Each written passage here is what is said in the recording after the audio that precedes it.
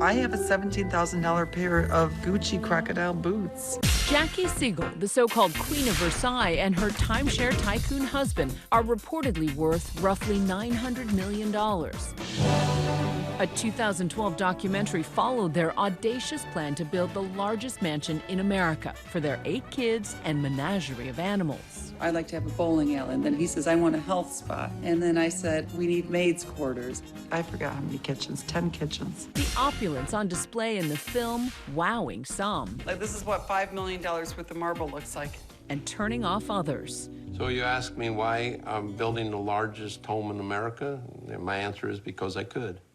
So here's our grand entrance. Nightline even dropping in over the years. This prism here, I actually copied it from the Louvre. Their dreams were dashed when the financial crisis brought construction to a screeching halt.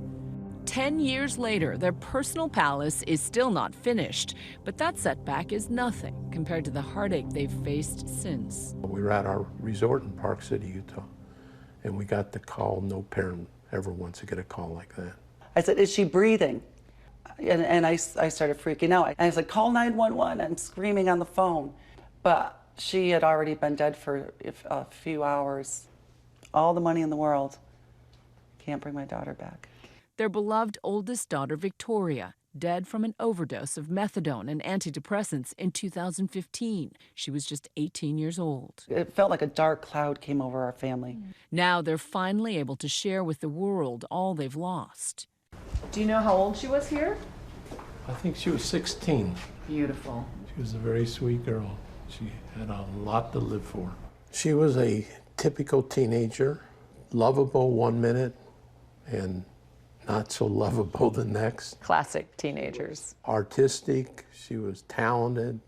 Hey, Victoria, can I get a picture of you and Miss America? This is Victoria. In The Queen of Versailles, Victoria is seen as an awkward, camera-shy middle schooler. Victoria. Thanks. My name's Victoria Siegel, but I like to be called Ricky, and I'm 12 years old. So after Queen of Versailles came out, the bullying she reported was withering. The bullying was very difficult on her, and I have a feeling that that's why she started experimenting with drugs, to say, hey, I'm just like you. Her parents describe Victoria as a free-spirited hippie living in a gleaming mansion, trying to fit in. That was kind of the beginning of the end for Victoria. Why? The movie embarrassed her. She was kind of on the chubby side at the time.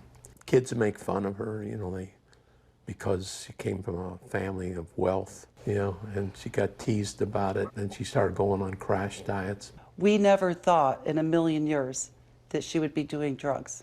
Their naivete mirroring so many parents, oblivious to the grips of the opioid epidemic that claimed more than 70,000 lives in 2017 alone. I thought drug addicts lived under bridges and slept on park benches. I had no idea that the more affluent the family is, the more chance you have of having a drug user in your family. Victoria's diary, in death, revealing a secret life her parents never knew. Their decision to publish it prompted by Victoria herself. In the throes of her addiction, the teen once texted a friend and asked him to tell her mother the location of her diary, only if she died. Okay, so this is her text. I've never shown anyone my journal, but there's no one else I would rather pass it on to than you. My business is now everyone else's business. This is hard for me. And I'm okay with that, Mom. Maybe you can publish my teenage journal. Sorry. No, I'm sorry. I miss her so much. I'm sure you miss her so much. They granted her dying wish, publishing her diary, Victoria's Voice, and starting the Victoria Siegel Foundation. I am on a mission. The day after my daughter's funeral, I went to my executives and I said, from now on, you're running the company. I'm going to concentrate on what I can do about this drug epidemic. I would die if I lost this. When you read through her diary, what questions did it answer? I feel like I know my daughter more now, while she's dead, rather than when she was alive. Her diary, with its elaborate drawings, a blueprint for a teenager's struggle with adolescent angst. Victoria wrote often about feeling inadequate and struggling with body image. She was starving herself. I was involved in business. I didn't spend time to get to know her even better, find out what was bothering her. Her journal, also a dark chronicle of a descent into addiction, tracking her experimentation with a plethora of substances.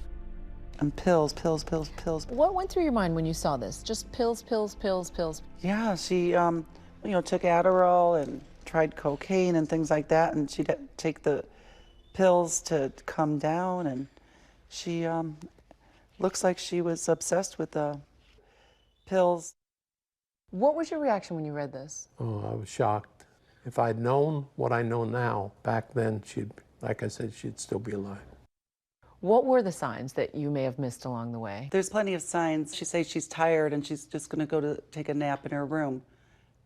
We didn't know that she was in there doing drugs.